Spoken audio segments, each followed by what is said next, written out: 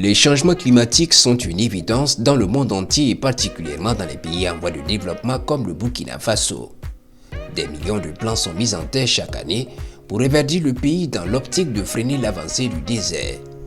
Pour la réussite de ces reboisements, Dr Lassina Sanoum préconise un changement opéré des modes de production de plants, depuis la pépinière jusqu'au champ. Ici, nous menons des expérimentations sur les semences d'espèces locales et exotiques dans le but de trouver le meilleur pré-traitement adapté à la semence avant de faire la production en masse en pépinière.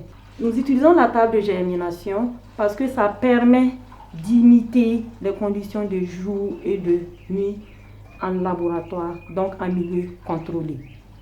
Ici, nous avons en expérimentation des tests de germination avec 2 semences exotiques et 2 semences locales. Les semences exotiques, c'est les semences de Leucena leucocephala et les semences de Gliricidia sepium.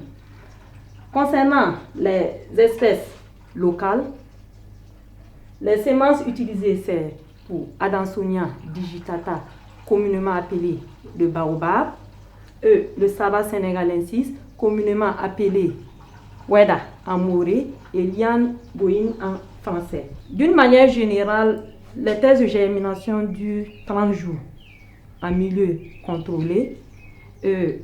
Après ces tests, c'est le meilleur pré-traitement que nous utilisons pour produire nos plants en pépinière. Les essais de germination menés sur les semences du moringa nous ont donné des taux satisfaisants de plus de 80% lorsque les semences sont pré-traitées à l'acide ou lorsque les semences sont trempées dans l'eau avant d'être sémées.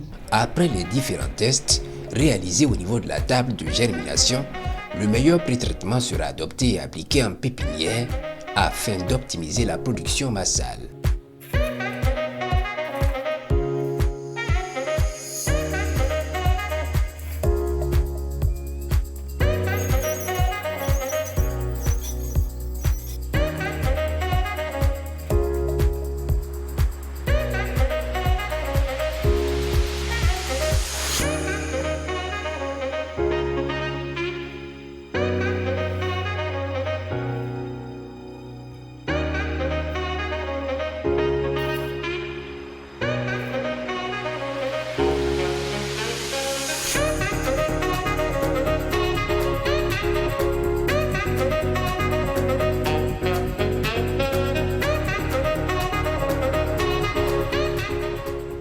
Au départ, on doit commencer à chercher de la terre forestière et une fois qu'on a trouvé de la terre forestière, on ajoute de la fumure organique. Ce sont des quantités, 3 brouettes pour la terre forestière et 1 brouette pour la fumure organique.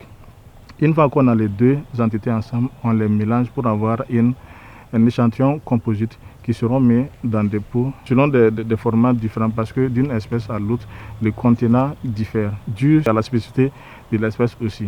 Donc une fois qu'on a ces mélanges-là, on les met dans les pots en sachet ou bien dans d'autres contenants aussi qui sont biodégradables. Ici, l'accent est beaucoup mis sur des conteneurs qui sont biodégradables pour éviter de proliférer l'environnement avec des sachets plastiques qui, on sait très bien, qui sont nuisibles pour l'homme et l'environnement. Donc une fois qu'on a ça, on va faire venir maintenant nos semences, nos graines qui seront ensemencées dans ces différents pots. Donc généralement, il y a beaucoup de traitements au préalable. Ça peut être avec de l'acide sulfurique, ça peut être avec de l'eau simple. On met la graine dans l'eau pendant 24 ou 48 ou 72 heures. Comme aussi on peut mettre dans l'eau chaude. Tout ceci, c'est pour lever la dormance de la graine. Pour assurer une meilleure survie aux plantes dans leur nouvel environnement, un certain nombre de conditions doivent être observées. En effet, les trous devant recevoir les plantes doivent être réalisés 1 à 3 mois avant la plantation. Cela permet entre autres une bonne aération du sol. Aussi, le substrat du sol est réparti en 2 tas, la partie supérieure d'un côté et celle inférieure de l'autre côté. Enfin, les plantes doivent être transportées sur le site de plantation 2 à 3 jours avant, le temps de diminuer le stress lié au transport. Pour planter, l'arbre doit toujours être dans cette position dressée. Et maintenant, on procède à enlever. Si on avait produit la plante là dans le conteneur de sachet plastique, on procède à débarrasser le plant de ce sachet plastique pour être mis en terre. Une fois qu'on a débarrassé la plante de son sachet plastique, on peut l'amener au trou. Mais bien évidemment, le trou, pour faire le trou de plantation, ça répond à une certaine norme. Il faut une certaine dimension. Ici, vous allez constater que nous avons fait un trou de diamètre 40 cm et une profondeur avoisinant les 60 cm. Pourquoi cela? Parce que de nos activités de recherche, nous sommes arrivés à trouver que plus la profondeur du trou de plantation est grande, plus l'arbre a beaucoup de chances de pouvoir résister aux périodes difficiles de sécheresse et également pouvoir se tenir jusqu'à la saison prochaine. Donc c'est mieux d'avoir une profondeur quand même optimale, d'avoisinant 60 cm de profondeur et un diamètre du poquet autour de 40 cm. Là, ça va constituer un réceptacle pour capter l'eau d'arrosage de pluie, ou bien si vous-même vous apportez l'eau au niveau de l'arbre, ça va lui permettre d'emmagasiner l'humidité pendant un long temps. Une fois que nous avons respecté toutes ces normes, on procède à mettre la plantule dans le trou. Vous voyez que la partie supérieure du sol désormais devient la partie inférieure qu'on va mettre en bas parce que cette partie-là comporte beaucoup d'éléments nutritifs qui sera beaucoup plus profitable à l'arbre.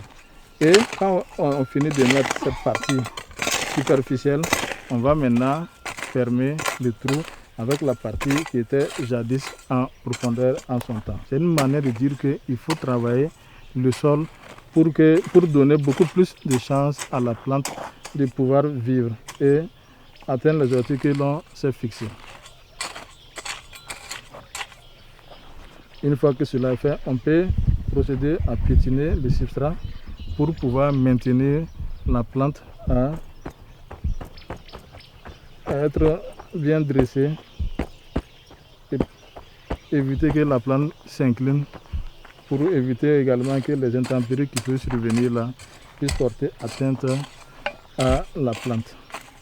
Donc vous voyez qu'une fois que cela est fait, on peut procéder à créer un réceptacle, un aménagement autour de la plante pour pouvoir capter l'eau de ruissellement ou même l'eau de l'arrosage. Il faut que nous changeons de manière de reboiser.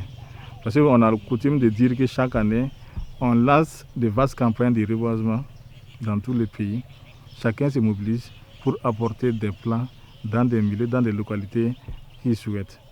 Mais le problème, c'est la sécurisation des sites de plantation. Et deuxièmement, on ne tient pas compte des spécificités des zones pour apporter les plantes. C'est pourquoi on aime souvent dire qu'il faut des plantations justifiées.